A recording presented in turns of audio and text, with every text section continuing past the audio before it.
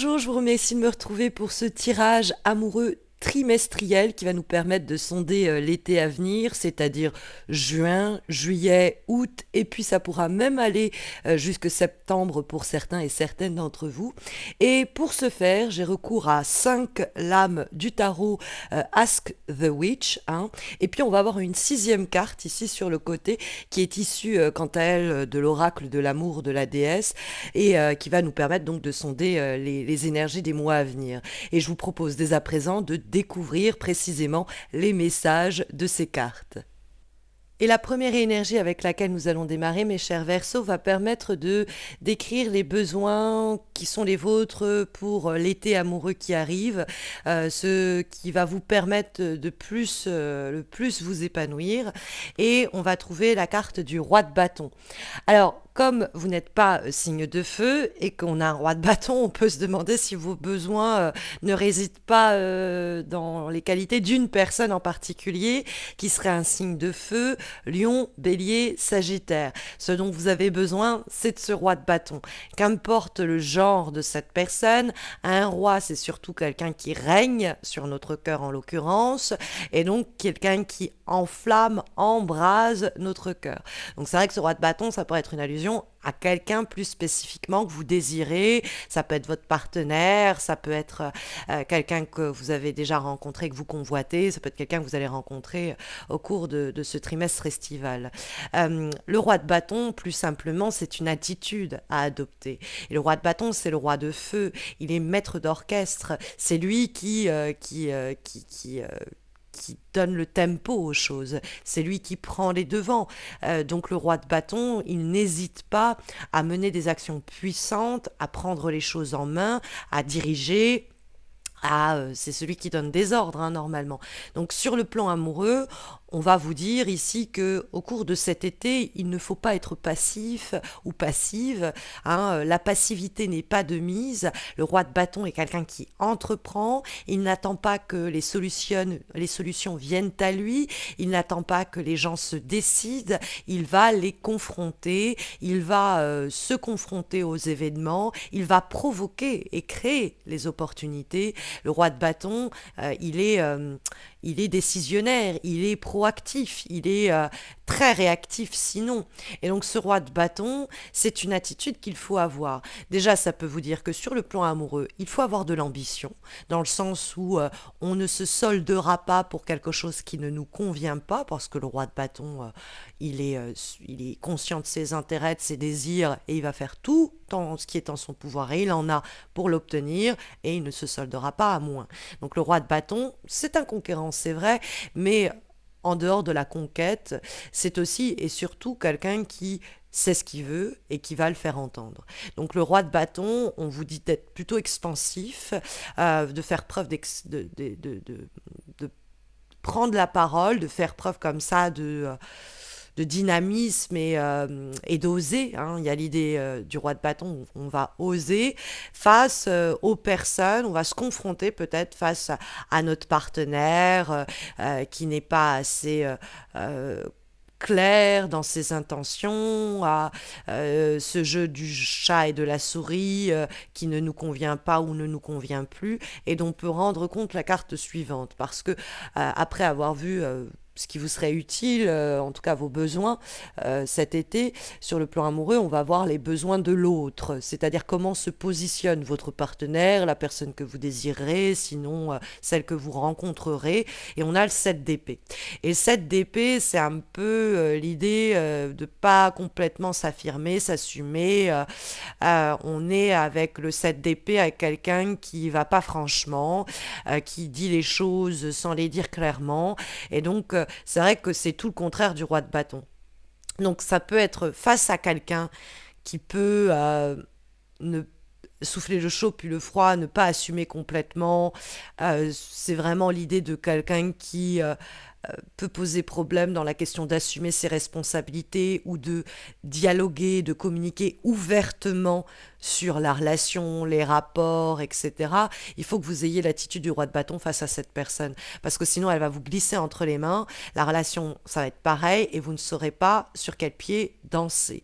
Parce que le 7 d'épée, peut-être que c'est quelqu'un qui vous induit en erreur, qui vous jette de la poudre aux yeux, mais tant que vous le laissez se prêter à son jeu, ce 7 d'épée, hein, ça peut être une femme comme un homme, eh bien, vous allez peut-être perdre votre temps ou quoi. Donc le roi de bâton, il va très vite avoir de l'emprise sur cette situation un peu dilettante, cette situation un peu fuyante du 7 d'épée. Il y a peut-être une suspicion, je pense que je lui plais, ou une suspicion, je pense qu'il ne me dit pas tout actuellement.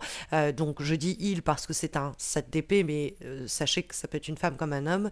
Et donc avec le roi de bâton, je ne vais pas attendre que cette personne finisse par accoucher de sa vérité. Je vais provoquer les choses en disant je vois pas, je vois clair dans ton jeu, ou je n'y vois pas clair dans tes propos, et essayer de un peu plus mettre enfin enlever le voile, quoi, mettre un spot de lumière, éclaircir les comportements, les pensées, les propos, les agissements de l'autre qui semble être peu clair. En tout cas, les forces sur lesquelles vous pouvez vous appuyer pour les mois qui viennent sur le plan amoureux, nous avons, mes chers Verseaux, la carte du 4 d'épée. Le 4 d'épée, c'est une carte où on ne va pas hésiter à couper la communication, par exemple, pendant un temps avec quelqu'un, le temps qu'il y voit clair. Parce que c'est vrai qu'on passe du 7 au 4, on est toujours dans l'intellectuel, le cérébral, mais aussi la communication avec cette famille, et on pourrait se dire, ok, tu ne sais pas ce que tu veux, tu n'es pas clair, tu me mens, tu ne me dis pas tout, on va mettre les choses en stand-by pendant un moment. Le 4 d'épée, je vais aller prendre quelques jours de vacances là où je vais arrêter de communiquer avec toi. Je vais marquer un temps d'arrêt. Je vais te laisser ruminer si besoin est. Et je vais, moi, me distancer, me détacher de la situation. Parce que le roi de bâton, il est agissant. Mais si une de ses techniques, une de ses tactiques, c'est de laisser pour bouger et faire bouger les choses, c'est de couper la communication pendant un temps et laisser les choses reposer hein, pour y revenir l'esprit un peu plus frais, pourquoi pas? Parce que le 4 d'épée, il est épuisé par cette situation. Hein, moralement, ça commence à le fatiguer. Donc il y a le besoin de vacances, il y a le besoin de repos, il y a le besoin de pause, il y a le besoin de break dans la communication, même sur le plan mental. Et le roi de bâton, il peut être à l'origine de cette action parce qu'il se dit, bon, bah, visiblement, ça nous ferait du bien de couper court pendant un moment.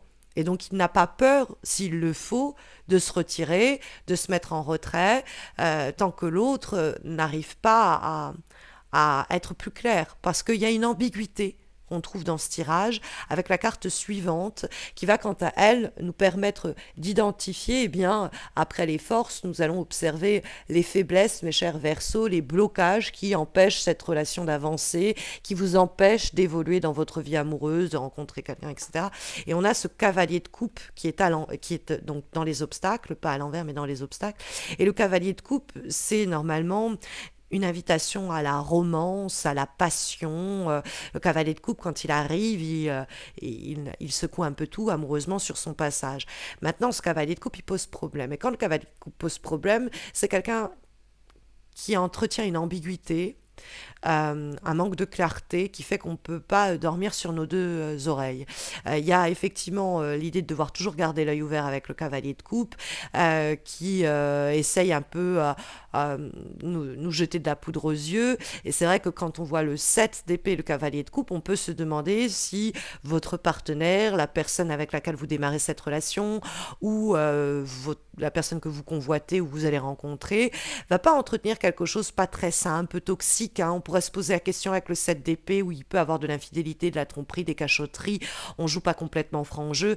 Et la carte du cavalier de coupe où on entretient une ambiguïté, on veut nous séduire, mais derrière il y a des vrais problèmes de responsabilité, d'engagement. Et donc le cavalier de coupe, quand il pose problème, mieux vaut le fuir. Et ça peut être quelqu'un. Donc ça peut être un signe d'eau, cancer, scorpion, poisson. Donc, ce cavalier de coupe, ça peut être l'autre, hein. Maintenant, si c'est vous, n'entretenez pas cette ambiguïté, soyez plus clair. S'il le faut, prenez du recul pour plus clairement savoir ce que vous voulez et l'énoncer tout aussi clairement. Parce que, en guise de direction pour le trimestre qui vient, c'est-à-dire la potentialité d'évolution de votre relation ou de votre vie amoureuse plus généralement, nous trouvons le 8 de coupe. Et le 8 de coupe, ce sont ces coupes qui se sont accumulées avec le temps et qui, bon, ça se joue encore sur le domaine des coupes, donc sur le plan affectif et amoureux, mes chers Verseaux. Et le 8 de coupe, c'est arriver à identifier ce qui ne nous sert plus amoureusement. Ça peut être au sein d'un couple, ça, c'est plus possible. Ça, c'était bien, mais en réalité, aujourd'hui, ça ne marche plus. Ça peut ne pas être le couple en lui-même, mais une habitude du couple, hein. On était bien à vivre chacun chez soi, mais on se rend compte que cette idée-là, c'est plus viable. Ou l'inverse, on se disait que c'était bien de vivre ensemble, mais c'est pas possible, on est mieux chacun de son côté. Il y a quelque chose comme ça qu'on doit accepter. On sait que ça ne sert plus notre expansion, notre croissance, notre épanouissement amoureux. Et le 8 de coupe, c'est réussir à refermer une porte. C'est la question du sas. Je referme cette porte-là et ça me permet à une autre ça me permet d'ouvrir une autre porte, ça permet à une autre porte de s'ouvrir. Donc le 8 de coupe en potentialité d'évolution, c'est vrai que il y a le besoin de couper avec ce genre de personnalité où on va avoir des gens pas clairs, qui entretiennent une ambiguïté, peut-être même un peu papillonnant, pas très fidèle, ce genre de relation, ce genre de rencontre, ce genre de personnes. Et pour lesquels on a nourri peut-être des énergies, des sentiments importants, mais qu'il va falloir délaisser. Ça peut être des aspects d'une relation qui ne sont plus viables et il nous faut prendre ce recul parce que si l'autre n'ose pas aborder la situation, on ressent bien qu'il y a quelque chose qui va dans la mauvaise direction et qu'il faut laisser parce qu'aujourd'hui ça dessert notre épanouissement, ça dessert la relation, ça dessert notre vie affective. Donc c'est vrai que c'est possible que vous n'échappiez pas à ce 8 de coupe et à cette décision-là, mais ça peut être le 8 de coupe une résultante possible du fait des problèmes que l'on voit être énoncés. Si on arrive à avoir l'attitude du roi de bâton et du 4 d'épée, on n'en viendra peut-être pas à cette fatalité du 8 de coupe, à savoir devoir tourner la page, hein, plus simplement. En guise de dernier conseil, pardon, de dernière recommandation pour cet été amoureux, nous avons une lame issue de l'oracle de l'amour de la déesse et nous avons la carte de la sérénité. Cette carte de la sérénité, elle me fait penser pas mal au 4 d'épée qui est une réponse lui-même au 7. C'est-à-dire que le 7 d'épée, on ne peut pas être serein ou sereine avec cette carte-là. On ne sait jamais sur quel pied danser, on marche sur des œufs, c'est un peu périlleux.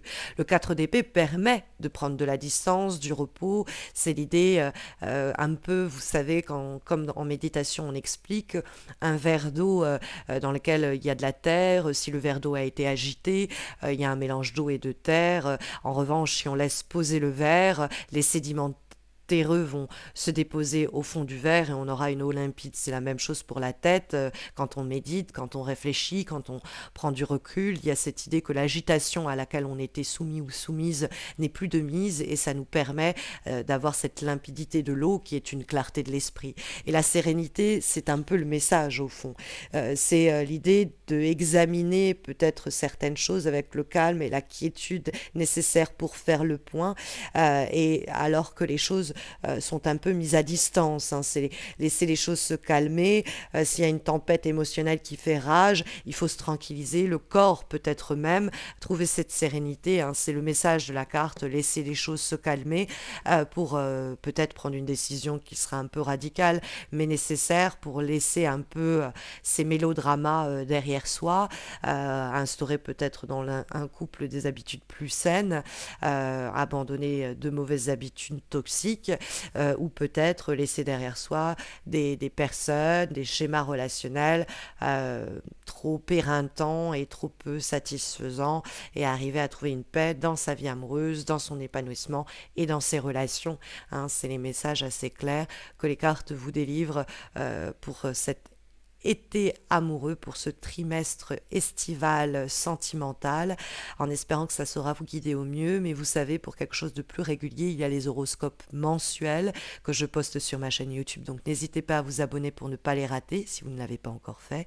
Et puis vous avez aussi les guidances intuitives hebdomadaires que je poste chaque lundi sur Insta et sur Facebook.